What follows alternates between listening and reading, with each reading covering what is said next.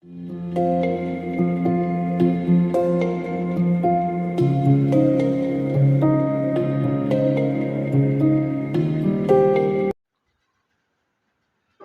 Students, I am your PK sir and today is our first class.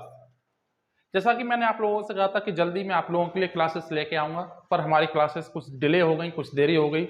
उसके लिए मैं माफ़ी चाहता हूँ आप लोगों से। वो कुछ कारण रहा था जिसकी वजह से मैं आप लोगों को नहीं पढ़ा पाया। पर today we will start our class.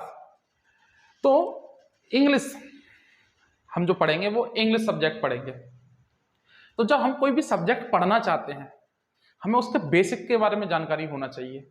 तो मैं जो आज आप लोगों को जो पढ़ाने जा रहा हूं वो बिल्कुल जीरो लेवल से अगर कोई बच्चा शुरुआत करना चाहता है जीरो लेवल से इंग्लिश को पढ़ने के लिए, तो वो यहाँ से शुरुआत कर सकता है। तो हमें जब हम किसी सब्जेक्ट को पढ़ना चाहते हैं या किसी विषय को पढ़ना चाहते हैं, तो हमें सबसे पहले उसके शब्दों के बारे में अक्षरों के बारे में ज्ञान होना चाहिए। हमें उसके अक्षरों के बारे में ज्ञान होना चाहिए। तो इंग्लिश में हमारे पास, आप सब लोगों को पता होगा कि इंग्लिश में हमारे पास 26 लेटर हैं, 26 लेटर्स हैं जो लिखे हुए हैं A, B, C, D, E, F, G, H, I, J, K, L, M, N, O, P, Q, R, S, T, U, V, W, X, Y, Z। तो जब किसी बच्चे को इंग्लिश सीखनी है तो सबसे पहले उसे लेटर पता होने चाहिए। आप लोगों को लेटर याद होंगे, आप सब लोगों को याद होंगे। तो लेटर में आगे बढ़ें तो लेटरों को दो भागों में बांट दिया गया है जो आप लोग जानते होंगे, वॉवल्स और कॉन्सोनेंट्स। तो आज हम वॉवल्स के बारे में जानते हैं। वॉवल्स, तो आप लोगों को पता होगा कि वॉवल को हिंदी में हम स्वर बोलते हैं। क्या बोलते हैं? स्वर बोलते हैं। और वॉवल कितने होते हैं हमारे पास? 5 होते हैं, जो होते हैं ए, ई, आई, ओ, यू। तो आप सब लोगों को बहुत बेहतर तरीके से पता होगा कि वॉवल्स 5 होते हैं, लेकिन कुछ स्टूडेंट्स को यह नहीं पता होगा कि वॉवल्स 5 ही क्यों होते हैं और इन 5 को वॉवल्स क्यों कहते हैं। कि हमारे पास 21 लेटर, वो 26 लेटर हैं, 26 में 5 ही वॉवल्स क्यों होते हैं और इन्हें वॉवल्स क्यों कहते हैं। आज हम इसके बारे में जानकारी लेते हैं कि ये वॉवल्स 5 ही क्यों होते हैं। तो वॉवल्स को हम हिंदी में बोलते हैं स्वर। अब ये देखते हैं कि ये वॉवल शब्द कहां से पड़ा, कैसे आया ये शब्द। अगर आप गौर से देखें तो वॉवल्स को हम हिंदी में बोलते हैं स्वर, और ये शब्द आया है वोकल कॉर्ड से। वोकल कॉर्ड से आया ये शब्द। कहां से आया है? वोकल कॉर्ड से आया है। और वोकल कॉर्ड को हम हिंदी में बोलते हैं कंठ। हिंदी में हम क्या बोलते हैं? कंठ बोलते हैं हम हिंदी में। तो वोकल कॉर्ड से शब्द बना वॉवल्स, यानी कि ऐसे अक्षर, ऐसे लेटर जिनकी आवाज हमारे कंठ से आती हो, जिनकी आवाज हमारे कंठ से आती हो, वो हमारे वॉवल्स कहलाते हैं। तो 26 लेटर में ऐसे सिर्फ 5 ही लेटर हैं जिनको बोलने में हम कंठ का यूज करते हैं, जिनको बोलने में ना तो हमें लिप्स, ना ही हमें टंग और ना ही हमें लिप्स यूज करने, वो टीथ यूज करने होते हैं। इनकी आवाज हमारे डायरेक्ट गले से आती है, जिस वजह से इनका नाम पड़ा वॉबल्स, क्योंकि वॉबल्स शब्द आया वोकल कॉर्ड यानी कंठ। ऐसे अक्षर जिनकी आवाज हमारे गले से आती हो उन्हें हम वॉबल्स बोलते हैं। तो अगर आप बोलकर भी देख सकते हैं कि ए, ई, आई, ओ, यू बोलने में हमें ना तो हमें लिप्स यूज करने हो रहे हैं, ना ही हमें टंग यूज करना हो रहा है और ना ही हमें टीथ यूज करने होते हैं। इस वजह से हमें हम वॉबल्स बोल देते हैं। और बाकी के बच्चे कॉन्सोनेंट्स वो होते हैं हमारे पास 21 होते हैं हमारे वॉबल्स। आप इनमें से ये 5 लेटर्स हटा दीजिए तो बाकी के बचे कॉन्सोनेंट्स। कॉन्सोनेंट्स क्या होते हैं? हम दूसरों को इमिटेट करके सीखते हैं, दूसरों की नकल करके सीखते हैं, इस वजह से इन्हें कॉन्सोनेंट्स कहा जाता है। कि हम जब बी बोलेंगे तो हमें लिप्स को बंद करना पड़ेगा, तब हम बी बोल पाएंगे। ठीक उसी प्रकार से आप डी जब बोलेंगे तो आपको टंग को ऊपर मारना पड़ेगा, तब आप डी बोल पाएंगे। तो ऐसे इन सबको कॉन्सोनेंट्स कहते हैं। तो चूंकि हम दूसरों से इमिटेट करके सीखते हैं यानी नकल करके सीखते हैं। आप लोगों ने ये पढ़े होंगे वॉबल्स और कॉन्सोनेंट्स 21 होते हैं कॉन्सोनेंट्स और 5 होते हैं वॉबल्स। लेकिन यहीं पे आप लोगों ने एक चीज और पढ़ी होगी, सेमी वॉबल्स। Semi vowels. ये कितने होते हैं हमारे सेमी वॉवल्स होते हैं दो, जिन्हें हम कहते हैं W और Y।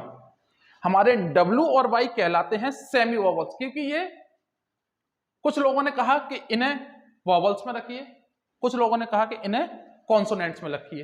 तो जब इन्हें ना वॉवल्स में रखा गया ना ही कॉन्सोनेंट्स में रखा गया, तो इन्हें कह दिया गया कि ये भाई ये सेमी वॉवल्स कहलाएंगे। ये क्या कहलाएंगे? सेमी वॉवल्स कहलाएंगे। अब आपको कैसे पता चलेगा कि ये सेमी वॉवल्स हैं? देखो, ग्रामर का एक नियम है। ग्रामर का क्या है? एक नियम है। तो नियम क्या कहता है?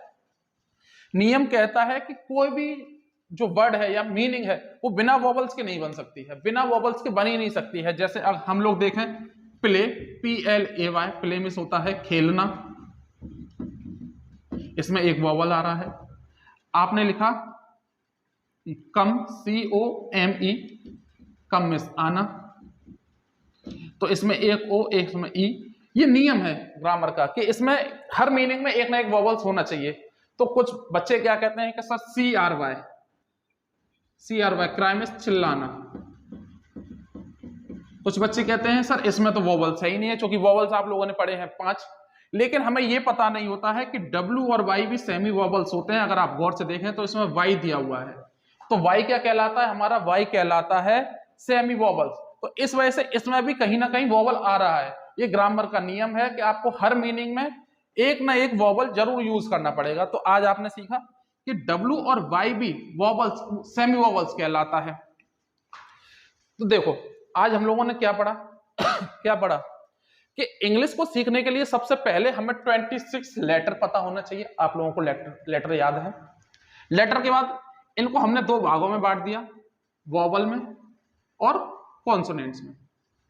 आप लोगों ने सीखा कि इन 5 को ही वॉवल क्यों कहते हैं और ये 5 ही क्यों होते हैं। 26 लेटर में ये 5 ही ऐसे लेटर हैं जिनको हम कंठ से बोलते हैं, यानी वोकल कॉर्ड से बोलते हैं। इस वजह से इन्हें हम वॉवल्स कहते हैं। और कॉन्सोनेंट 21 होते हैं जिनको हम दूसरों को इमिटेट करके सीखते हैं या नकल करके सीखते हैं, इस वजह से इन्हें कॉन्सोनेंट्स कहते हैं। और W और Y भी हमारे सेमी वॉवल्स होते हैं। एक नियम है ग्रामर का कि कोई भी मीनिंग बिना वॉवल के नहीं बन सकती है, तो ये नियम यहाँ पे भी लागू होता है। इस वजह से CRY यहाँ पे Y सेमी वॉवल है। अब यहां तक सीखने के बाद में फिर हमें आगे आपको बताता हूं क्या। देखिए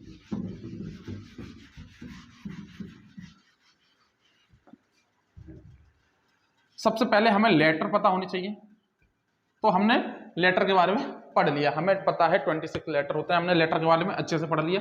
लेटर से मिलके बनता है हमारे वर्ड। क्या बनता है? वर्ड। लेटर को हिंदी में हम बोलते हैं अक्षर, आप सब लोगों को पता होगा बेहतर तरीके से, अक्षर।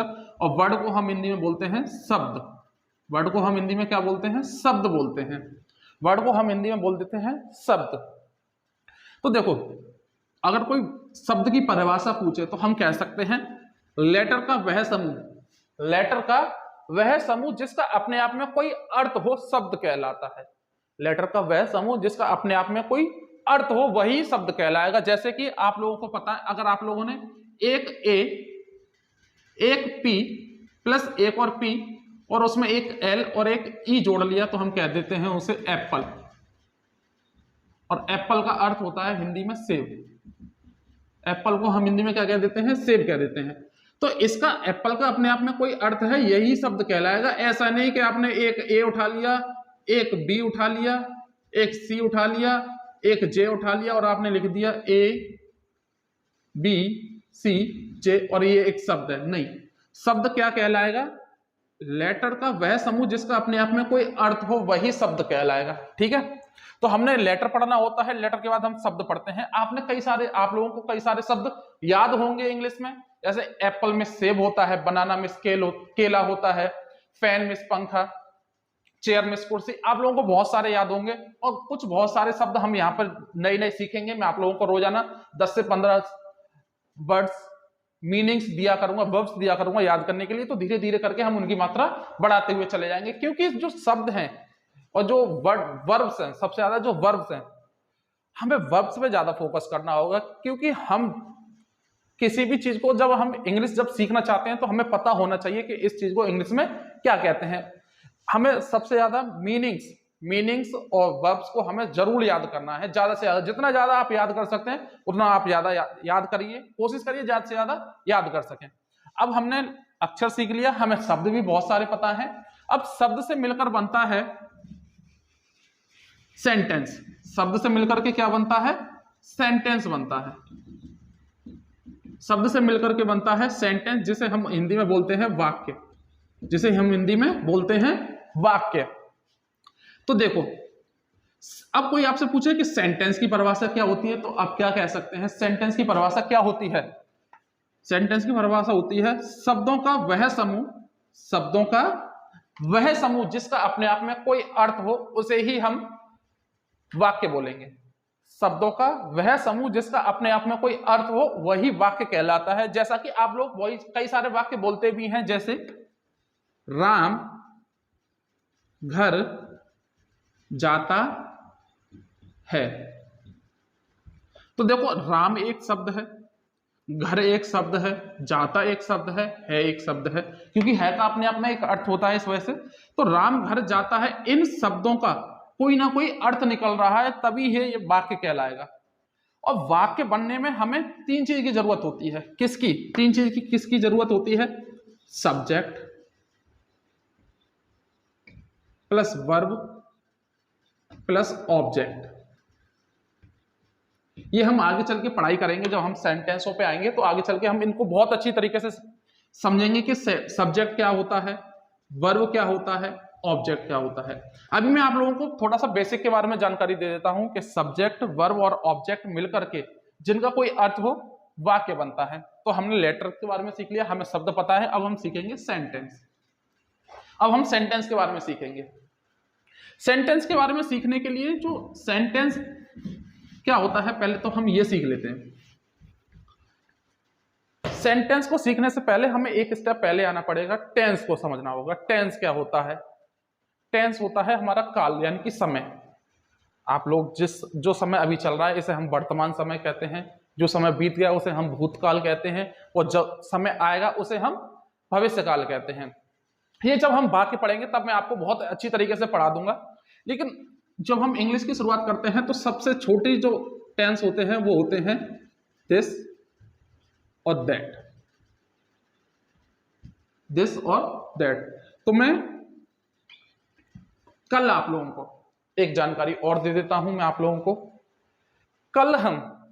कल से हम यानी कि 3 तारीख से हम रोजाना 8 बजे ऑनलाइन क्लास के लिए ERF पॉइंट चैनल पर उपस्थित हो जाएंगे।